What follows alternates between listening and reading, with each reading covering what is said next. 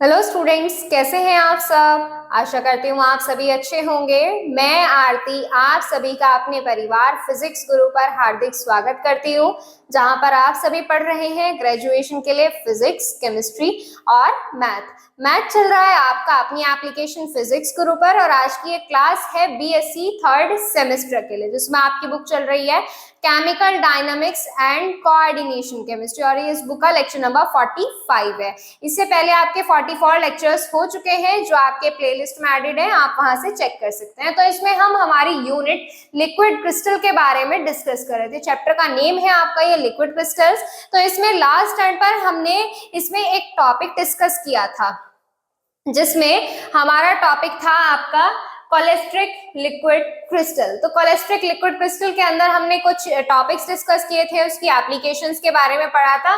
और आज हम इसमें पढ़ने वाले हैं थर्मोग्राफी के बारे में और 7 सेगमेंट सेल्स के बारे में। तो थर्मोग्राफी और 7 सेगमेंट सेल्स, वैसे तो ये टॉपिक एक दूसरे से लिंक नहीं है, पर छोटे छोटे टॉपिक है, इसलिए आज हम इन दोनों टॉपिक्स के बारे में डिस्कस करेंगे। तो थर्मोग्राफी और 7 सेगमेंट सेल्स आखिर होता क्या है। तो देखिए, थर्मोग्राफी को हम समझते हैं। थर्मोग्राफी एक रिलेशन है, इस तरह से बोल सकते हैं, या फिर एक प्रॉपर्टी है। किसकी प्रॉपर्टी? लिक्विड क्रिस्टल की ही एक प्रॉपर्टी है थर्मोग्राफिक। अब इसमें होता क्या है, तो देखो, इसमें हम लेते हैं एक ग्राफिकल डिफरेंस लेते हैं, और उस ग्राफिकल डिफरेंस के थ्रू ही हम क्या देखते हैं, थर्मोग्राफी का ऑब्जर्व करते हैं। अब ये थर्मोग्राफी है क्या, समझते हैं। तो देखिए, एक हम ड्रॉ करेंगे ग्राफ। अब देखिए, क्योंकि हमारा ये चैप्टर है लिक्विड क्रिस्टल पर बेस्ड, किस पर बेस्ड? लिक्विड क्रिस्टल पर बेस्ड है, तो हम यहाँ पर ग्राफ ड्रॉ करेंगे लिक्विड क्रिस्टल को लेकर। हम यहाँ पर बनाने वाले हैं थर्मोग्राफिक ग्राफ लिक्विड क्रिस्टल को लेकर। अब देखिए, ये जो है एक ग्राफिकल चेंज है। क्या है? एक ग्राफिकल चेंज है। किस किस के बीच? टाइम और टेम्परेचर के बीच। टाइम और टेम्परेचर के बीच। तो देखिए, इसमें सबसे पहले हम ग्राफ पढ़ेंगे, फिर उसके बाद हम इसकी थ्योरी लिखेंगे। इसलिए हम एक साइड ग्राफ ड्रॉ करेंगे, एक साइड थ्योरी करेंगे।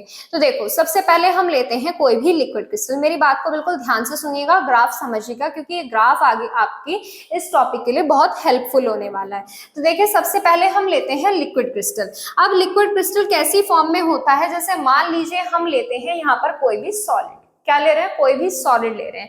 जैसे जैसे हम किसी भी सॉलिड को टेम्परेचर प्रोवाइड करते हैं, तो टाइम के साथ साथ क्या होता है, वो अपनी फेज चेंज करनी स्टार्ट कर देता है। जैसे सॉलिड से लिक्विड में, लिक्विड से गैस में। जैसे आपकी बर्फ होती है, जब हम बर्फ को क्या करते हैं, गर्म करते हैं, तो वो पहले लिक्विड में कन्वर्ट होती है और फिर लिक्विड से सीधा वेपर में कन्वर्ट होती है। लेकिन जब हम बात करेंगे किसके बारे में, लिक्विड क्रिस्टल के बारे में बात करेंगे, तो लिक्विड क्रिस्टलाइन वाले किसी भी सॉलिड को जब हम टेम्परेचर प्रोवाइड कराएंगे, तो टाइम के साथ साथ वो सॉलिड डायरेक्ट लिक्विड में कन्वर्ट ना होकर किस में कन्वर्ट होगा, वो क्रिस्टलाइन लिक्विड में, यानी कि लिक्विड क्रिस्टल में कन्वर्ट हो जाएगा। और फिर लिक्विड क्रिस्टल को हम थोड़ी सी हीट प्रोवाइड कराएंगे, फिर वो डायरेक्ट लिक्विड में कन्वर्ट होएगा। फिर लिक्विड को हम थोड़ी सी हीट प्रोवाइड करेंगे, तो वो लिक्विड वेपर में कन्वर्ट होने से पहले इन दोनों की एक फेज में एग्जिस्ट करेगा, जिनको हम लिक्विड वेपर फेज कहते हैं। और फिर लिक्विड वेपर फेज को थोड़ा टेम्परेचर प्रोवाइड कराएंगे, तो वो किस में कन्वर्ट होगा? गैस में। समझ में आया? नहीं आया ना? चलिए, अब आएगा।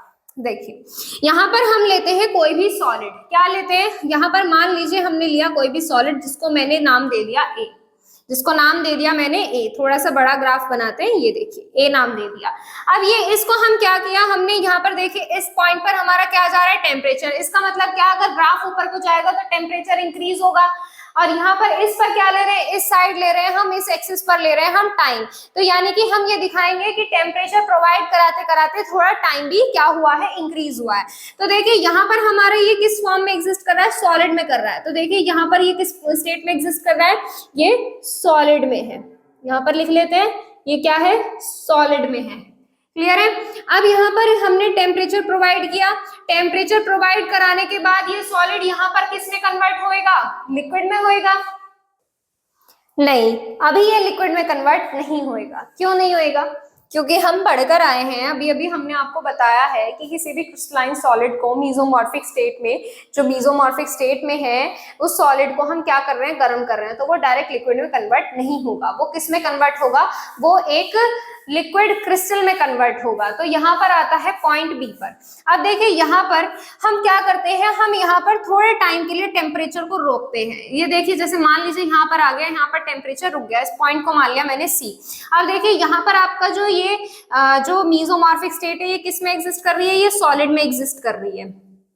अब यहाँ पर हमने यहाँ पर टेम्परेचर क्यों रोका, किसी के पास इस चीज का जवाब है, यहाँ पर हमने टेम्परेचर क्यों रोका, मैं आपको बताती हूँ। बहुत छोटी सी वजह है इसकी, क्योंकि हम यहाँ पर किसको देख रहे हैं, हम यहाँ पर फेज के बीच में चेंज देख रहे हैं। फेज जो आपका परिवर्तन हो रहा है उसको हम नोटिस कर रहे हैं, उसके लिए हम ऑब्जर्वेशन कर रहे हैं यहाँ पर। तो हम यहाँ पर क्या करेंगे, जब यहाँ इस पॉइंट पर आएंगे आपका सॉलिड मेल्ट हो जाएगा, सॉलिड जो ठोस होगा वो मेल्ट हो जाएगा, और मेल्ट होकर हम यहाँ पर जैसे ही टेम्परेचर कांस्टेंट करेंगे तो वो अपनी फेज को और ज्यादा क्या नहीं करेगा, वो और ज्यादा नहीं पिघलाएगा। तो यहाँ पर क्या होगा, यहाँ पर हम दोनों फेज ऑब्जर्व करेंगे। जो फेज कौन सी होगी, सॉलिड होगी, जो फेज एक तो होगी सॉलिड, और एक फेज आपकी यहाँ पर एग्जिस्ट करेगी लिक्विड क्रिस्टल। क्या एग्जिस्ट करेगी, लिक्विड क्रिस्टल, ठीक है, सॉलिड और लिक्विड क्रिस्टल, ठीक है। अब यहाँ पर आ गए, ये फेज हमने ऑब्जर्व कर ली। मैं ये चीजें लिखाऊंगी नहीं आपको, क्योंकि ये चीज आप खुद से लिखोगे, इसमें मैं डिक्टेट कर दूंगी कि किस तरह से लिखना है, आप खुद से लिखेंगे, ये आपका होमवर्क है, ठीक है। तो देखो अब हम क्या करेंगे, अब हमने यहाँ पर फिर से टेम्परेचर पॉइंट सी पर आने के बाद, ये देखिए पॉइंट सी है, इस पर आने के बाद हमने फिर से टाइम के साथ साथ टेम्परेचर देना स्टार्ट कर दिया, टाइम के साथ साथ टेम्परेचर बढ़ाना स्टार्ट कर दिया, और ये पहुंच गए हम यहाँ पर पॉइंट डी पर। पॉइंट डी पर यहाँ पर कौन सी फेज एग्जिस्ट करेगी, लिक्विड फेज एग्जिस्ट करेगी, लिक्विड फेज एग्जिस्ट करेगी, यानी कि इस पॉइंट पर क्या होगा, लिक्विड एग्जिस्ट करेगा। अब कुछ टाइम के लिए, जब देखो सॉलिड लिक्विड में कन्वर्ट हो रहा था तो यहाँ पे रोका था, अब यहाँ पर लिक्विड आ गया है, यहाँ पर लिक्विड क्रिस्टल किस में आ गया, लिक्विड में आ गया है, तो हम यहाँ पर फिर से टेम्परेचर को रोकेंगे, टेम्परेचर कांस्टेंट कर देंगे। तो टेम्परेचर कांस्टेंट करा हमने कुछ टाइम तक, इस टाइम तक, जैसे मान लीजिए यहाँ पर 20 मिनट हो गए, ठीक है, यहाँ पर 10 मिनट थे, यहाँ पर और 10 मिनट बढ़ गए, 20 मिनट हो गए, ठीक है। तो यहाँ पर जो दो फेज एग्जिस्ट करेंगी, वो दो फेज कौन सी होंगी, वो दो फेज होंगी लिक्विड क्रिस्टल और लिक्विड। देखो यहाँ पर सॉलिड था और इस पॉइंट पर आके क्या बन गया, लिक्विड क्रिस्टल बन गया, तो सॉलिड और लिक्विड क्रिस्टल एग्जिस्ट करेंगी। इस पॉइंट पर क्या था, लिक्विड क्रिस्टल था, क्या था, लिक्विड क्रिस्टल था, और इस पॉइंट पर आकर क्या बन गया, ये लिक्विड बन गया यहाँ से। तो यहाँ पर दोनों कौन सी फेज एग्जिस्ट करेंगी, लिक्विड और लिक्विड क्रिस्टल एग्जिस्ट करेंगी, ठीक है। अब यहाँ पर हमें दोनों फेज मिल गई। अब इसके बाद हम क्या करेंगे, इसके बाद हम टेम्परेचर को और राइज करेंगे, और ज्यादा टेम्परेचर बढ़ाएंगे, तो यहाँ से लिक्विड किस में कन्वर्ट हो जाएगा, वेपर में कन्वर्ट हो जाएगा। किस में कन्वर्ट हो जाएगा, वेपर में। तो यहाँ पर कौन वेपर में कन्वर्ट हो रहा है, इस पॉइंट पर कौन कन्वर्ट हो रहा है, लिक्विड जो था आपका वेपर में कन्वर्ट हो रहा है। अब यहाँ पर क्या करेंगे, कांस्टेंट कर देंगे। अब यहाँ पर कौन कौन रहेगा साथ में, कौन कौन सी फेज रहेंगी, ये पॉइंट डी, ये पॉइंट ई, ये पॉइंट एफ, ये पॉइंट जी, ठीक है। तो यहाँ पे कौन रहेगा साथ में, एक तो आपका यहाँ पर है लिक्विड और एक है वेपर, लिक्विड और वेपर, ठीक है। तो यहाँ पर आपका कौन रहेगा, देखो इस पॉइंट पर सॉलिड है, इस पॉइंट पर लिक्विड क्रिस्टल है, और इस पॉइंट पर लिक्विड है आपका, ठीक है। ये बन गया आपका यहाँ से ग्राफ। अब मैं आपको समझाती हूँ ये आखिर यहाँ से हम बताना क्या चाहते हैं, ध्यान से सुनिएगा बिल्कुल एक एक बात। देखो यहाँ पर हमने क्या लिया, यहाँ पर हम लेंगे एक थर्मोग्राफिक मेजरमेंट ले रहे हैं, या फिर हम एक थर्मोग्राफिक बिहेवियर चेक कर रहे हैं, किसका, एक मीसोमॉर्फिक स्टेट का, यानी कि लिक्विड क्रिस्टल का। तो लिक्विड क्रिस्टल जो होता है आपका, या फिर हम मीसोमॉर्फिज्म लेते हैं, यहाँ पर क्या लेते हैं, मीसोमॉर्फिज्म लिया, जिसमें हमने क्या लिया, सॉलिड लिया। थोड़ा सा टेम्परेचर राइज करने पर एट कर्व ए बी, ध्यान से सुनिएगा क्योंकि ये चीज आपको खुद से लिखनी है, ठीक है। At curve A B solid exist, क्या करेगा, सॉलिड एग्जिस्ट करेगा। When we rise the temperature, solid will melted, solid क्या होगा, मेल्ट होना स्टार्ट हो जाएगा। सॉलिड डायरेक्ट लिक्विड में कन्वर्ट नहीं होगा, solid will not converted into liquid directly, firstly it will fall liquid crystal. क्या करेगा, एक लिक्विड क्रिस्टल स्टेट बनाएगा, जो कहां पर बन रही है, यहाँ पर। जैसे मान लीजिए ये सॉलिड है और यहाँ पर क्या बन गया आपका, लिक्विड क्रिस्टल बन गया। ध्यान से सुनिएगा, इस पॉइंट पर आकर लिक्विड क्रिस्टल बन गया। अब लिक्विड क्रिस्टल जो है, यहाँ पर हम इन फेज को ऑब्जर्व करेंगे। जो ये फेज है, ये जो यहाँ पे स्टेट आ रही है, इनको हम ऑब्जर्व करेंगे। ऑब्जर्व करने के लिए हम यहाँ पर कुछ देर के लिए टेम्परेचर रोक देते हैं। एक सबसे अच्छा एग्जाम्पल भी बताऊंगी मैं आपको, करके देखना, ठीक है। तो देखो यहाँ पर क्या करोगे आप, यहाँ पर टेम्परेचर रोक दिया, जिस कारण हम यहाँ पर दो फेज को ऑब्जर्व कर रहे हैं। एक तो आपकी सॉलिड एग्जिस्ट कर रही है और एक आपका लिक्विड क्रिस्टल एग्जिस्ट कर रहा है, ठीक है। कुछ टाइम टेम्परेचर रोकने के बाद हम टेम्परेचर को फिर से राइज करते हैं, फिर से टेम्परेचर बढ़ाते हैं, जिस कारण आपकी जो यहाँ से लिक्विड क्रिस्टल है वो इस पॉइंट पर जाकर लिक्विड में कन्वर्ट हो रहा है। फिर हम कुछ टाइम के लिए, देखो, एक फेज से दूसरे फेज में आए, हमने टेम्परेचर को फिर से रोक दिया। ये देखो टेम्परेचर कांस्टेंट हो गया ना, कुछ देर के लिए बढ़ नहीं रहा ना, कांस्टेंट हो गया ना। तो कुछ देर के लिए हम टेम्परेचर फिर से रोक देंगे। और इस स्टेट पर हम कौन सी चीज ऑब्जर्व कर रहे हैं, इस स्टेट पर हम दो स्टेट्स एग्जिस्ट कर रहे हैं। इस स्टेज पर दो स्टेट एग्जिस्ट कर रहे हैं, वो है आपकी लिक्विड क्रिस्टल और लिक्विड। हमें दो फेज मिल गई हैं, यहाँ पर हमारा लिक्विड में कन्वर्ट हो गया। अब इसके बाद हम इस लिक्विड को और थोड़ा टेम्परेचर देंगे, और थोड़ा टेम्परेचर देने के बाद हम क्या करेंगे, ये जो लिक्विड है ये किस में कन्वर्ट होना स्टार्ट हो जाएगा, वेपर में कन्वर्ट होना स्टार्ट हो जाएगा। अब ये मत सोचिएगा कि हम लिक्विड के बाद भी इसको लिक्विड वेपर के बीच की कोई और स्टेट बना देंगे, नहीं। अभी हम इस स्टेट के बारे में नहीं पढ़ेंगे। अभी ये जो स्टेट है, हम सॉलिड और लिक्विड के बीच की स्टेट के बारे में बात कर रहे हैं, ना कि लिक्विड और गैस के बीच की, ठीक है। तो ये स्टेट में क्या होगा, यहाँ पर लिक्विड आपका, इस पॉइंट पर लिक्विड है, इस पॉइंट पर वेपर बन जाएगा। पॉइंट्स भी लिखना है, at point F liquid converts into vapour, ठीक है। और एट ग्राफ या at the line F G we will get two phases, जो आपकी क्या होंगी, लिक्विड होगी और वेपर होगी। और पॉइंट जी के बाद वेपर जो होगी पूरी तरह से खत्म होनी स्टार्ट हो जाएगी। ये चीज आपको खुद से लिखनी है इसमें। अब आप क्या कर सकते हैं, इसे नोट करिए। मैं आपको एक और ग्राफ बनवाती हूँ। वो ग्राफ क्या है, वो मैं आपको, ये है आपका थर्मोग्राफिक बिहेवियर, लिख लो इसके नीचे, थर्मोग्राफिक थर्मोग्राफिक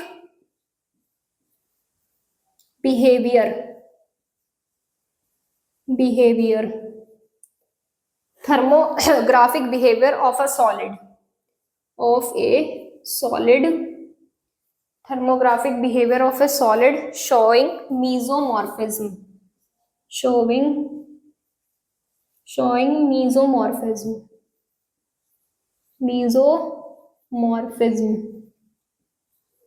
ठीक। ये हो गया यहाँ से। अब मैं आपको, ये तो हो गया आपका मीजोमॉर्फिज्म, जो सॉलिड मीजोमॉर्फिज्म शो कर रहा है उसका थर्मोडायनामिक बिहेवियर। अब मैं आपको थर्मोडायनामिक बिहेवियर बताती हूँ एक ऑर्डिनरी सॉलिड को लेकर। जैसे ये क्या है, इस पॉइंट पर टेम्परेचर है, इस पॉइंट पर क्या है, टाइम है, ठीक है। बस समझने के लिए कर लो। जैसे यहाँ पर इस पॉइंट पर मैंने कोई भी सॉलिड लिया, जैसे मैंने बर्फ ले ली, बर्फ को मैं क्या करूंगी, थोड़ा सा टेम्परेचर दूंगी, वो डायरेक्ट इसमें कन्वर्ट हो जाएगी, वो डायरेक्ट कन्वर्ट हो जाएगी लिक्विड में। इस पॉइंट पर आकर लिक्विड में कन्वर्ट हो जाएगी, उसमें बीच की कोई स्टेट बनेगी ही नहीं, लिक्विड क्रिस्टल जैसी कुछ चीज बनेगी ही नहीं। तो मैं क्या कहना चाहती हूँ, यहाँ पर कौन एग्जिस्ट करेगा, यहाँ पर सॉलिड एग्जिस्ट करेगा। यहाँ पर कौन एग्जिस्ट करेगा, सॉलिड। और इस पॉइंट पर जैसे मैंने यहाँ पर टेम्परेचर कांस्टेंट कर दिया, तो यहाँ पर कौन रहेंगे एक साथ, यहाँ तो या कौन रहेगा, सॉलिड रहेगा और लिक्विड रहेगा, सॉलिड रहेगा और लिक्विड रहेगा। अब मैंने इस पॉइंट के बाद फिर से टेम्परेचर राइज किया, यहाँ पर कौन है, लिक्विड है।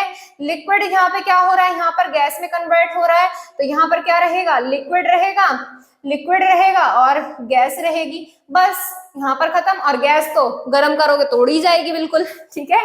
तो ये है ऑर्डिनरी सॉलिड और एक मीजोमॉर्फिज्म वाले सॉलिड के बीच का अंतर, ठीक है। कि मैंने सिर्फ आपको समझाने के लिए शुरू किया। अब मैं आपको एक बहुत अच्छा सा एग्जांपल के बारे में बता रही थी, तो वो एग्जांपल आपके घर में ही है, आपके किचन में मिलेगा वो आपको, वो है घी। हाँ जी, घी, वही घी जो आप रोटी पे लगाकर खाते हो। तो अब सर्दियां आ रही हैं, इसमें क्या होता है, में घी थोड़ा सा अपने आप ही सॉलिड होना स्टार्ट हो जाता है, उसकी प्रॉपर्टी ही ऐसी है, वो ठंड में कैसा होता है, सॉलिड होना स्टार्ट हो जाता है। या फिर आपके गोले का तेल होता है, गोले का ऑयल होता है ना, तो कोकोनट ऑयल, वो भी आपका इसी तरह की प्रॉपर्टी कंटेन करता है। थोड़ा सा टेम्परेचर कम होते ही वो ठोस होना स्टार्ट हो जाता है। तो सबसे पहले क्या लोगे आप, घी लोगे, छोटे से बर्तन में लेना सॉलिड में, उसको हल्का सा टेम्परेचर देना, बिल्कुल हल्का सा, उसको हल्का सा टेम्परेचर देते ही आप क्या देखोगे, वो हल्का सा मेल्ट होना स्टार्ट हो जाएगा। थोड़ा सा टेम्परेचर दोगे, थोड़ा सा टेम्परेचर दोगे, बस इतना देना कि वो बिल्कुल ठोस ना रहे, बिल्कुल सॉलिड ना रहे। उससे क्या देखोगे आप, उससे एक लिक्विड में कन्वर्ट होगा, और वो लिक्विड कंप्लीट लिक्विड नहीं होगा, वो क्रिस्टलाइन लिक्विड क्रिस्टल होगा।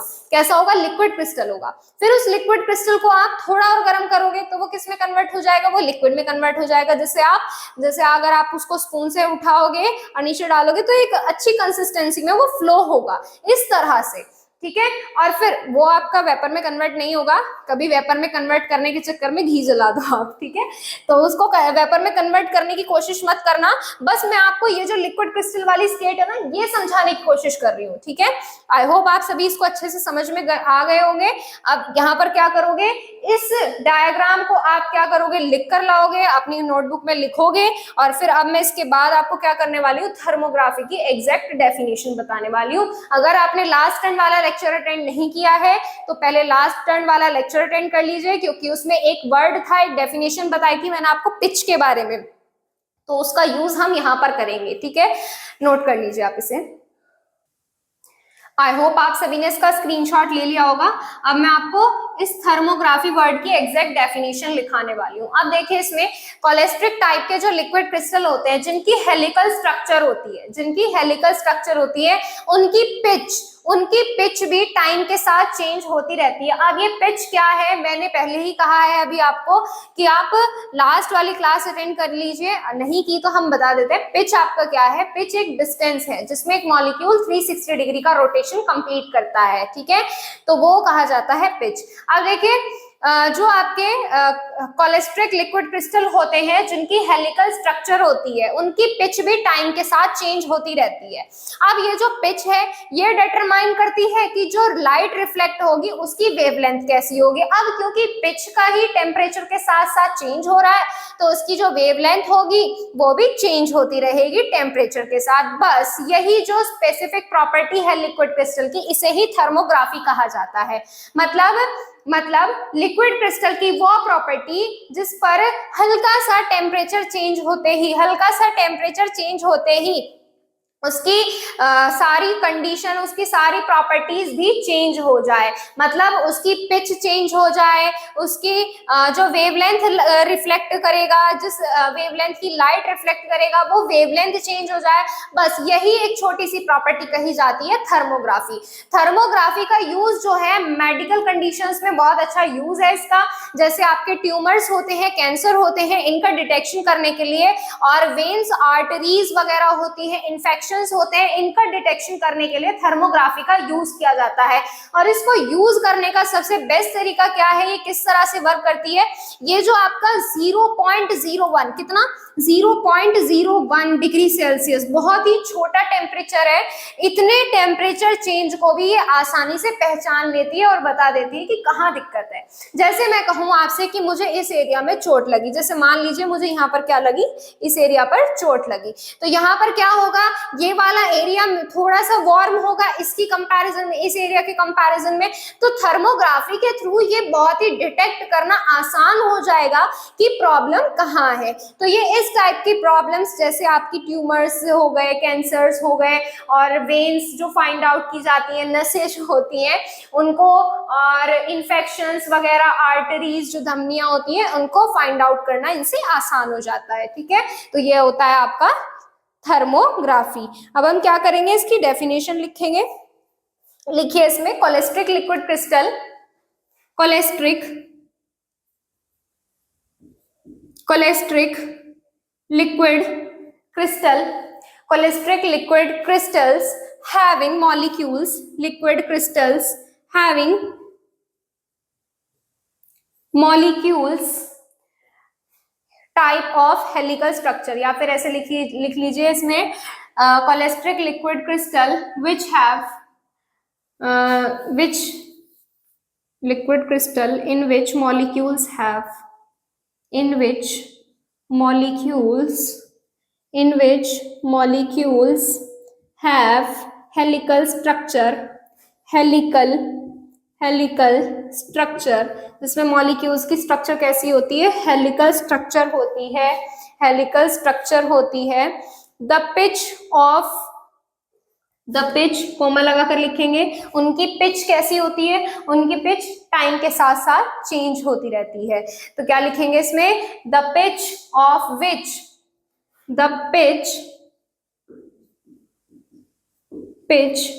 ऑफ विच जिसकी पिच क्या होती रहती है, चेंज होती रहती है, change with change in temperature, change with change in temperature, change with change in temperature, temperature के साथ साथ चेंज हो जाती है। तो आगे क्या लिखेंगे, hence the wavelength, full stop, आगे लिखेंगे हेंस, कोमा लगाएंगे, तो वेवलेंथ जो होगी, द वेवलेंथ होती है तरंग दैर्ध्य, wavelength of the reflected raise, wavelength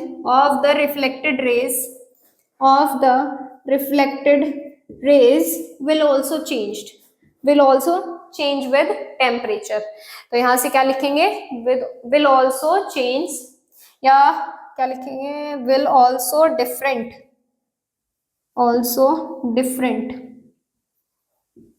at different temperature।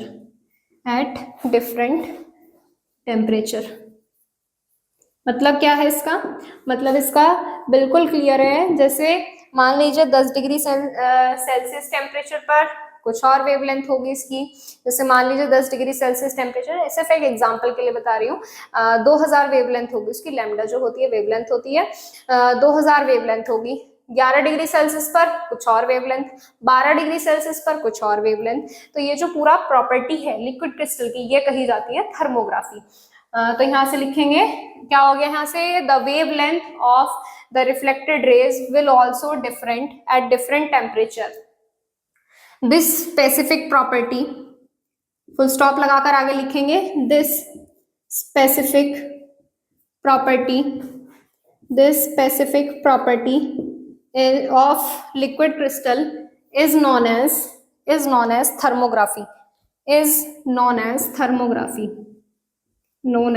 thermography, इसको हम थर्मोग्राफी कहते हैं।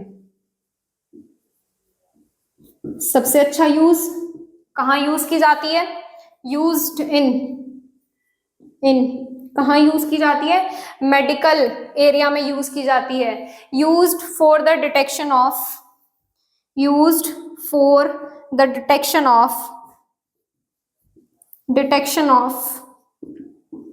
ट्यूमर्स,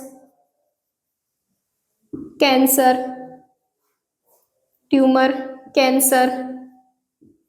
वेन्स, आर्टरीज और इन्फेक्शंस etc। इन्फेक्शंस जिसमें क्या होता है, जो एरिया होता है वो आपका सराउंडेड एरिया से स्लाइटली वार्म होता है। तो यहाँ पर क्या लिखेंगे, which are slightly warm, slightly warmer than surrounded area। ये आ गया यहाँ से, ये तो लिखाने की जरूरत नहीं है ना कि इसमें कितना टेम्परेचर चेंज को डिटरमाइन कर सकता है, या फिर लिखो तो लिख लेना, it can determine 0.01 degree Celsius change in temperature. ठीक है, तो ये आ गया आपका यहाँ से थर्मोग्राफी। अब इसके बाद आती है बात 7 सेगमेंट सेल के बारे में। 7 सेगमेंट सेल ज्यादा कुछ खास नहीं है, इसका जो यूज किया जाता है रिस्ट वॉच में, जो आपकी वॉचेस जो आप पहनते हो हाथ में, उनमें यूज किया जाता है। जैसे आपने कुछ नंबर्स देखे होंगे, कुछ वॉचेस ऐसी होती हैं, कुछ घड़ियां ऐसी होती हैं जिनमें नंबर्स चमकते हैं, अंधेरे में जाते हो तो क्या देखते हो कि इसके नंबर्स दिख रहे हैं, ऐसा होता है ना। तो वो क्यों होता है, किस कारण होता है, वो हम 7 सेगमेंट सेल के अंदर समझेंगे। फिलहाल आप थर्मोग्राफी का स्क्रीनशॉट लीजिए। आई होप आप सभी ने स्क्रीनशॉट ले लिया होगा। अब इसमें बात करते हैं 7 सेगमेंट सेल के बारे में। तो ये तो मैंने आपको बता दिया कि ये किस में यूज किया जाता है, रिस्ट वॉचेस में, और इसमें कैलकुलेटर्स में भी इसका यूज किया जाता है आजकल। तो इसमें देखो ये बनी किस चीज से होती है, 7 टाइप के 7 न्यूमेटिक क्रिस्टल से मिलकर बनी होती है, जो आपके क्या कहे जाते हैं, जो आपके इलेक्ट्रोड की तरह वर्क करते हैं। किसकी तरह? इलेक्ट्रोड की तरह वर्क करते हैं। इनको हम क्या बोलते हैं? इनको हम बोलते हैं 7 segment cell. 7 nematic liquid crystal को 7 सेगमेंट सेल बोलते हैं। और इसको एक और नाम दिया जाता है, वो है आपका लिक्विड क्रिस्टल इलेक्ट्रोड। क्या? LCE, लिक्विड क्रिस्टल इलेक्ट्रोड भी इसको नाम दिया जाता है। तो पहले ये लिख लेते हैं, 7 segment sales, 7 segment cells are made up of, cells are made up of 7 pneumatic liquid crystal, 7 pneumatic liquid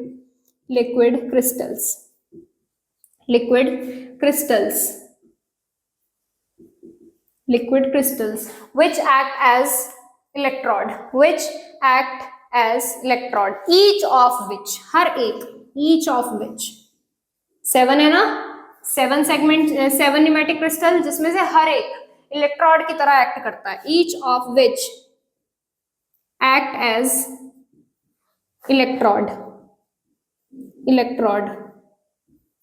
electrode. तो इस कारण हम इसको क्या बोलते हैं? उसको हम लिक्विड क्रिस्टल इलेक्ट्रोड भी कहते हैं। तो आगे लिखेंगे इसमें, is known as liquid crystal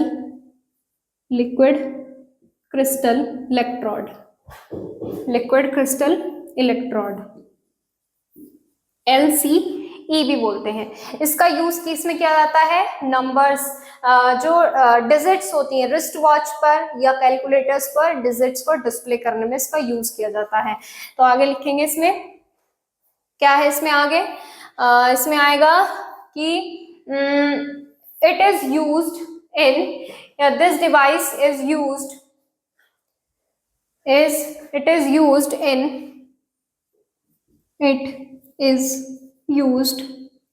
in wrist watches, जो आपकी वो होती हैं वॉच, जिन पर नंबर लिखे हुए आते हैं नहीं आते हैं? कैलकुलेटर्स में भी जब आप कैलकुलेशन करते हो तो डिजिट आते हैं ना, जैसे 2 + 2 करोगे तो क्या आएगा? 4 आएगा। वो किस तरह से आता है? वो इन सेल्स के जरिए आता है। ठीक है, तो इसमें आएगा, it is used in wrist watches, calculators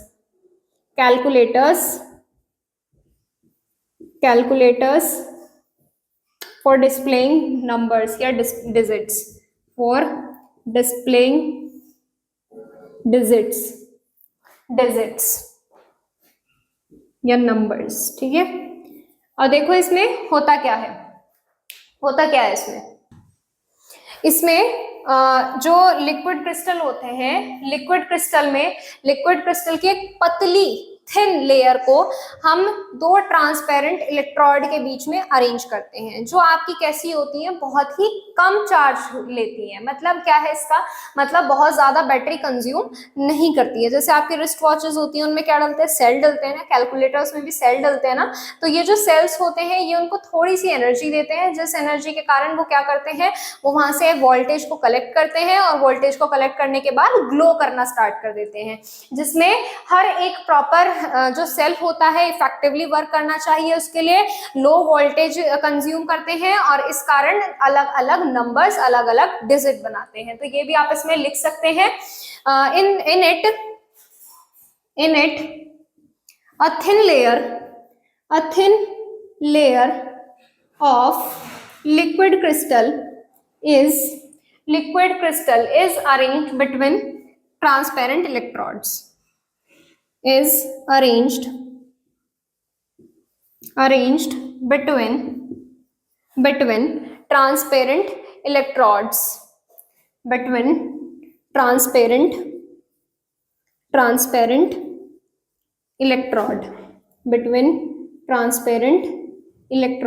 transparent electrodes के बीच में अरेंज्ड होती हैं। आगे लिखेंगे इसमें, अ वेरी लो वोल्टेज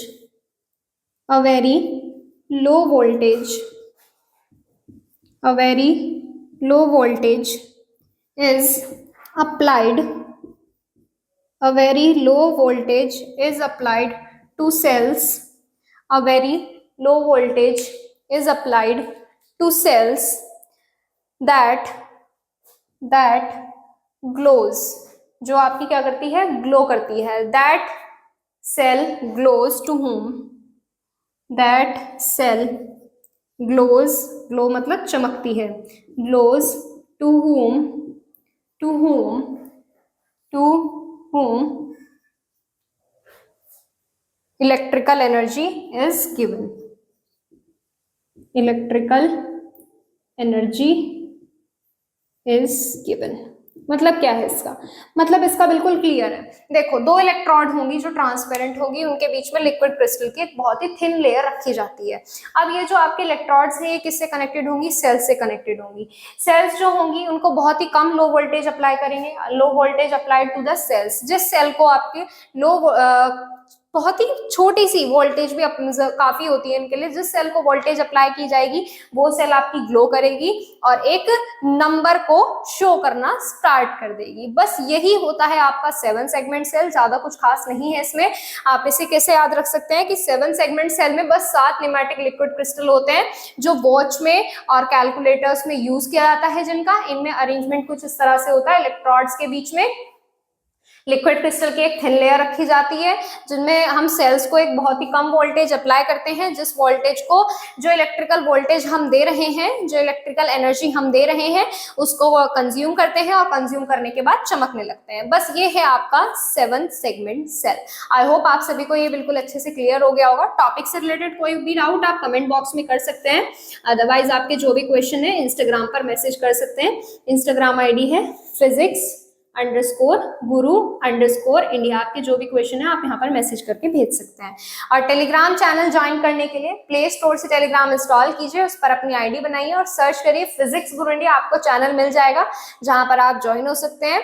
और चलिए, इसमें आपका एक ही टॉपिक रह जाता है जो है आपका जेल्स, लिक्विड इन सॉलिड्स। वो जेल्स हम करेंगे नेक्स्ट टर्न पर, आज हम करेंगे इसमें इतना ही। तो चलिए स्टूडेंट्स, मिलते हैं नेक्स्ट टर्न पर नेक्स्ट टॉपिक के साथ। आज के लिए बस इतना ही। Thank you so much.